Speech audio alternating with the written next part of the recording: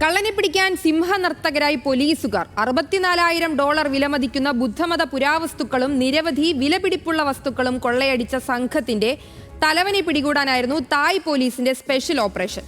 ദൃശ്യങ്ങൾ പോലീസ് ഉദ്യോഗസ്ഥർ തന്നെയാണ് പുറത്തുവിട്ടത്.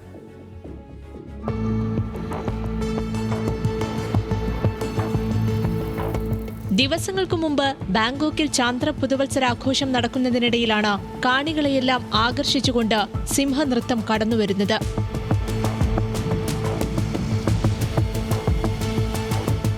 ബാങ്കോക്കിന്റെ പ്രാന്തപ്രദേശങ്ങളിൽ ഫെബ്രുവരി ആദ്യം വ്യാപകമായ മോഷണങ്ങൾ നടന്നിരുന്നു.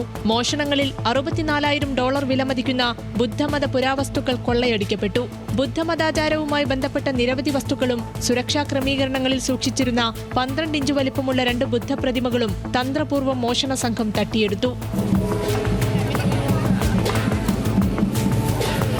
മോഷണ സംഘത്തെക്കുറിച്ച് ദിവസങ്ങൾക്ക് മുൻപ് മാത്രമാണ് തായ് പോലീസിന് ചില സൂചനകൾ ലഭിക്കുന്നത്.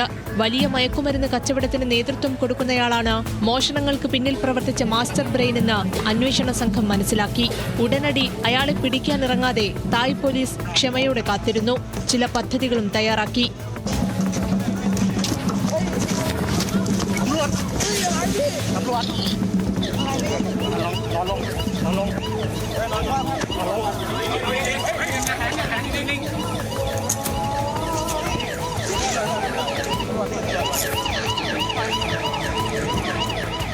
അപകടകരമായ ക്രിമിനൽ പ്രവർത്തനങ്ങൾക്ക് നേതൃത്വം നൽകി വരുന്ന ഒരു സംഘം.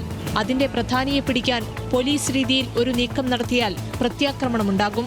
പോലീസുകാരുടെ ജീവനും ഭീഷണി ഉയരും. ക്രിമിനൽ സംഘത്തിന് അങ്ങനെ യാതൊരു മുന്നൊരുക്കത്തിനും അവസരം നൽകാതിരിക്കാൻ തായ് പോലീസ് പ്രത്യേകം ശ്രദ്ധിച്ചു. ചാന്ദ്ര പുതുവത്സരാഘോഷങ്ങൾക്കിറങ്ങിയ ജനക്കൂട്ടത്തിനൊപ്പം ക്രിമിനൽ സംഘത്തിന്റെ നേതാവും ആടിപ്പാടാൻ ഇറങ്ങുമെന്ന് പോലീസ് മനസ്സിലാക്കി.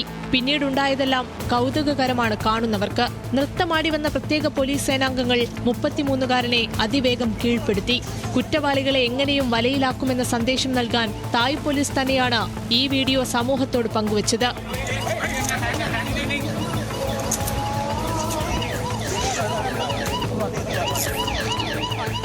International desk, news Malayalam.